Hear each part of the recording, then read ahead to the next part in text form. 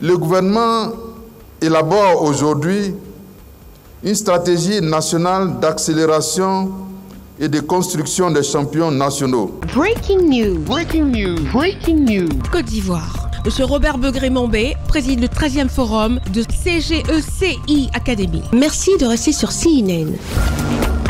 Breaking news. Breaking news. Le 13e forum économique du secteur privé ivoirien dénommé CGECI Academy s'est ouvert le lundi 29 septembre 2025 au Sofitel Ivoire à Abidjan sous la présidence du Premier ministre ivoirien, chef du gouvernement, M. Robert Begré-Mambé. Le forum est placé sous le thème « Souveraineté économique, le temps de l'action ». Ce rendez-vous incontournable du secteur privé ivoirien rassemble des personnalités éminentes du secteur privé du continent africain et d'autres régions du monde autour des débats enrichissants à la quête de solutions concrètes visant à instaurer une gouvernance économique plus efficace et performante. La souveraineté économique n'est pas synonyme de repli sur soi.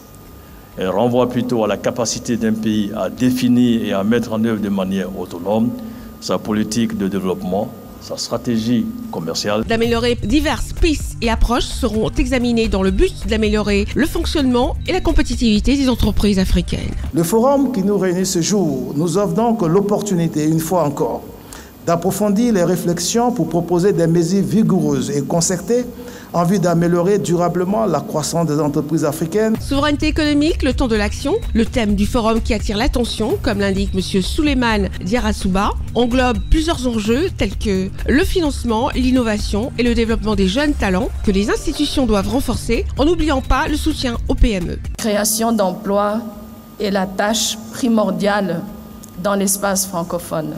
Un espace très jeune, où la jeunesse a besoin d'emploi.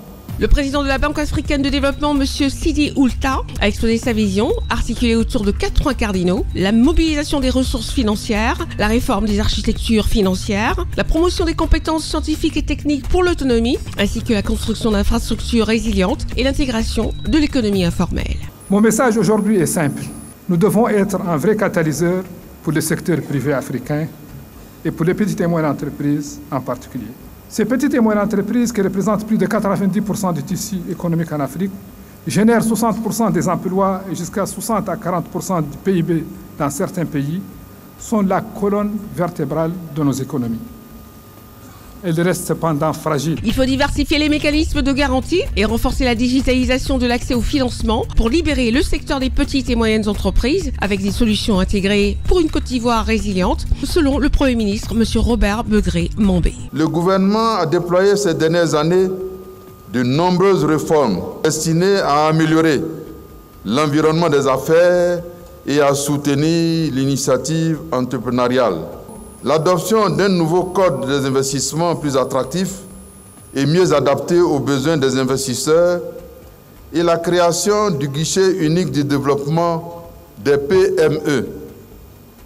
Soucieux de répondre aux attentes du secteur privé, le gouvernement élabore aujourd'hui une stratégie nationale d'accélération et de construction des champions nationaux. Un panel intitulé « De la dépendance à la puissance. Construire la souveraineté de l'Afrique » a réuni le ministre délégué auprès du chef du gouvernement, chargé de l'investissement, de la convergence et de l'évaluation des politiques publiques du Royaume du Maroc, Karim Zidane, le ministre ivoirien des Finances et du Budget, M. Adama Koulibaly, le vice-président de la Société financière internationale, SFI, pour la région Afrique, Éthiopie Safara, ainsi que le président d'Orongo Investment Corporation, Paolo Gomes, à l'ouverture du forum. Merci d'être sur CNN, la télévision autrement. Les programmes se poursuivent. Retrouvez toute l'actualité afro-mondiale en ligne et en multidiffusion sur CNN, C-Web Info et plateformes digitales, Facebook, YouTube, Instagram et en simultané sur Radio Voltage 2.